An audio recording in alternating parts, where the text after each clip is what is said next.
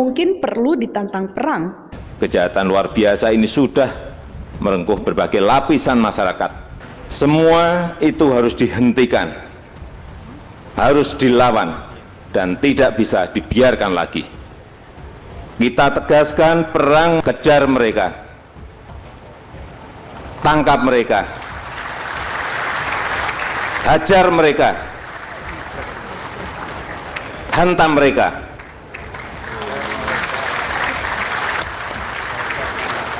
Kalau undang-undang memperbolehkan, dor mereka. Kalau ini dibiarkan, ini bisa kemana-mana, bisa melemahkan sendi-sendi kehidupan kita berbangsa dan bernegara.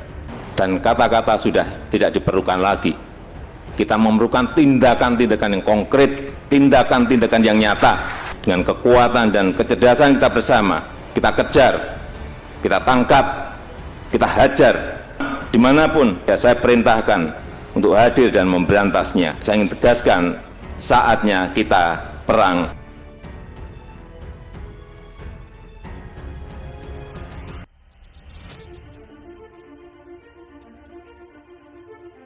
Ketua Direktur Sabang Merauke, Circle Syahganda Nainggolan, berharap Presiden segera bersikap tegas dan menantang Malaysia lewat peperangan agar negara tersebut tidak lagi semena-mena mempermainkan kedaulatan hukum negara Indonesia.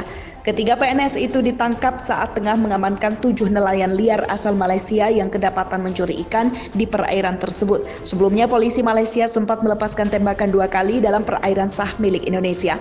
Menurut Syahganda, selama ini kehormatan negara ataupun bangsa Indonesia sering diganggu sekaligus dilecehkan secara tidak hormat oleh Malaysia, bahkan diantaranya berupa pencaplokan batas wilayah negara serta penganiayaan fisik pada warga negara Indonesia yang dilakukan pihak Malaysia dengan sengaja dan berlebihan.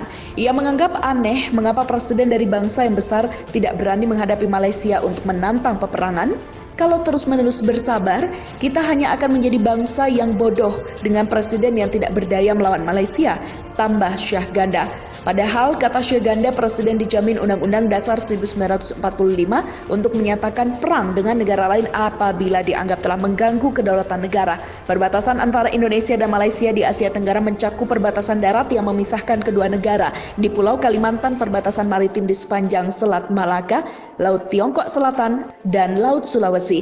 Demikian dikatakan Koordinator Serikat Aksi Mahasiswa Nusantara atau Semar Nusantara Antoni saat berunjuk rasa di Kedutaan Besar Malaysia pada Jumat. Anton mengatakan bahwa Komando Pelaksanaan Operasi Pengamanan Perbatasan Republik Indonesia Malaysia, Brigadir Jenderal TNI Roni marah besar atas perbuatan pekerja perusahaan negeri jiran yang merusak patok batas kedua negara. Menurut Komandan Komando Resor Militer atau Korem 121 Alambana Wanawai, walaupun pekerja perusahaan sawit Malaysia mengaku tak sengaja merusak patok batas negara dengan alat berat, Anton menjelaskan bahwa kejadian perusakan patok itu berdasarkan temuan dan laporan cepat dari Babinsa Desa Sungai Tekam. Laporan terkait adanya alat berat perusahaan sawit Malaysia yang membuat parit dengan telah merusak patok batas negara nomor G531 di wilayah Kabupaten Sanggau. Perusakan patok batas negara tersebut diduga dilakukan oknum karyawan perusahaan kelapa sawit Malaysia pada Selasa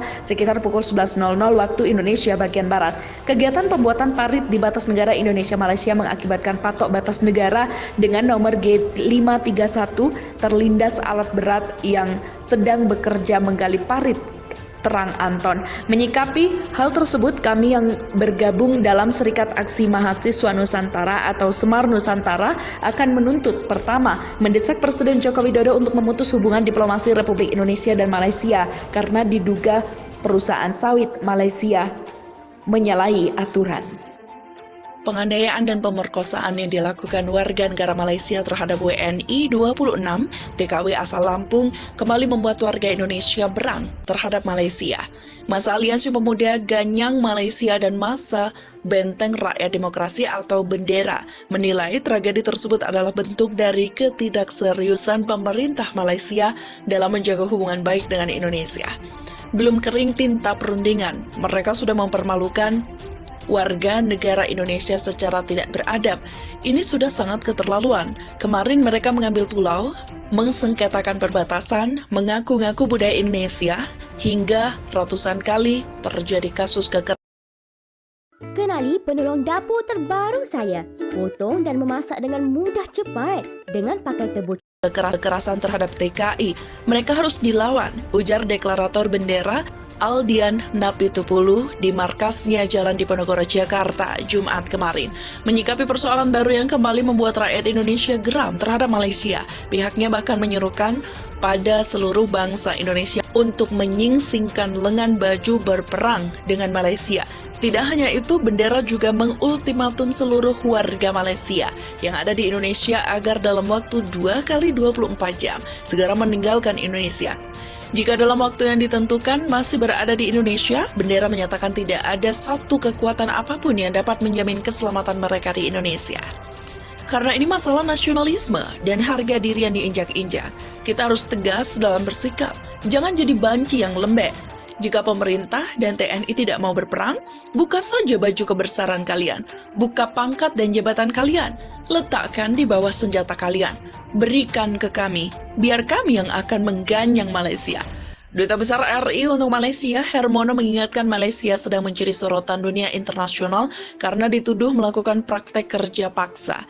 Beberapa perusahaan Malaysia bahkan dikenai sanksi ekspor ke Amerika Serikat akibat tuduhan kerja paksa ini. Kasus kerja paksa diantaranya dalam bentuk tidak membayar gaji, penahanan dokumen, hingga larangan berkomunikasi. Kasus-kasus larangan seperti itu, disebut Hermono, dalam keterangan tertulis banyak dialami oleh pekerja migran Indonesia atau PMI atau TKI. Kasus kerja paksa tidak hanya terjadi di sektor rumah tangga, tetapi juga di sektor lain seperti perkebunan dan manufaktur. Sesuai catatan KBRI Kuala Lumpur selama 2021-2022, selama 2021 KBRI berhasil mengembalikan hak gaji PMI sejumlah Rp2.166.890,63 Rm atau lebih dari 7 miliar rupiah milik 206 PMI sektor rumah tangga.